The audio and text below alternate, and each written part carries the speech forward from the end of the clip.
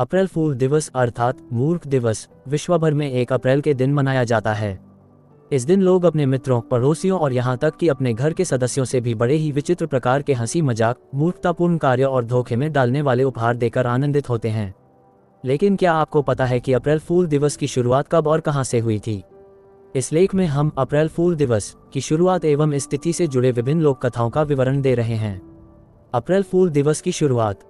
अप्रैल फूल दिवस की शुरुआत के बारे में स्पष्ट जानकारी उपलब्ध नहीं है, लेकिन विभिन्न देशों में मूर्ख दिवस की शुरुआत के बारे में अलग अलग अवधारणाएं प्रचलित हैं। इनमें सबसे अधिक प्रचलित अवधारणा के मुताबिक प्राचीन काल में रोमन लोग अप्रैल में अपने नए वर्ष की शुरुआत करते थे, तो वहीं मध्यकालीन यूरोप में 25 मार्च को नववर्ष के उपलक्ष्य में एक उत्सव भी मनाया जाता था।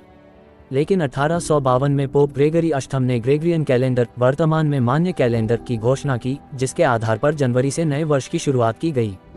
फ्रांस द्वारा इस कैलेंडर को सबसे पहले स्वीकार किया गया था, लेकिन जनश्रुति के अनुसार यूरोप के कई लोगों ने जहां इस कैलेंडर को स्वीकार नहीं किया था, तो वहीं कई लोगों को इसके बारे में जानकारी ही नहीं थी, जिसके कारण नए कैलेंडर के आधार पर नववर्ष मनाने वाले लोग पुराने तरीके से अप्रैल में नववर्ष मनाने वाले लोगों को मूर्ख मनाने लगे और तभी से अप्रैल फूल या मूर्ख दिवस का प्रचलन बढ़ता चला गया।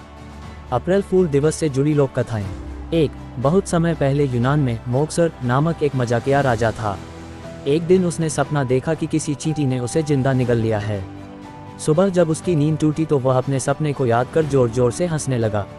उसकी रानी ने जब उससे हंसने का कारण पूछा तो उसने बताया कि रात में मैंने सपने में देखा कि एक चींटी ने मुझे जिंदा निगल लिया है। ये सुनकर रानी भी हंसने लगी। तभी एक ज्योतिष ने राजा से आकर कहा कि इस सपने का अर्थ है, आज का दिन आप हंसी मजाक व ठिठोली के साथ व्यतीत करें।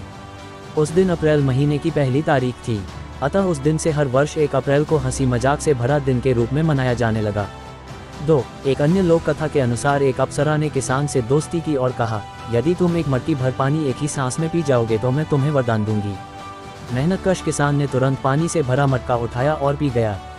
जब उसने वरदान वाली बात दोहराई तो अप्सरा बोली, तुम बहुत भोल भाले हो, आज से तुम्हें मैं यह वरदान देती हूँ कि तुम अपनी चुटीली बातों द्वारा लोगों के बीच खूब हंसी मजाक करोगे। अप्सरा का वरदान पाकर किसान ने लोगों को बहुत हंसाया और हंसने हंसाने के कारण हंसी के एक पर्व का जन्म हुआ, जिसे हम मूर्ख दिवस के नाम से पुकारते हैं। 3. किसी समय स्पेन का राजा माउंटोबेर था।